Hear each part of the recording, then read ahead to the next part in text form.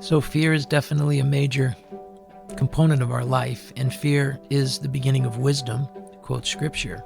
And what's interesting is when we're a child, we have this amazing spirit. You watch a child, they're so engrossed in life because they're arriving in this physical body, and as they're learning to walk and play with things, and they put everything in their mouth because they're learning their physical reality, and they're becoming one with it. And it's an amazing, amazing experience that they're having.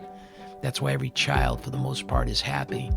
And any child who's robbed of that, that creates shadows, and that creates negative sensations that we can carry them with us if we get stuck in that frequency of living. And most of us are products of our environment. So if we're in a good environment, we can probably have a pretty good life. And if we happen to be born not in the best of circumstances, likely our life will not be the best, because we are in fact products of our environment. The thing that we're reaching now in 5D is we're realizing that we do not have to be products of our environment.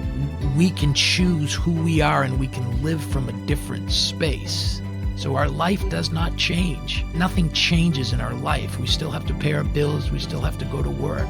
But we can start looking at the things that we do in life and how much of our life is actually suffering versus how much of our suffering is in our head because we're choosing to latch on to past memories.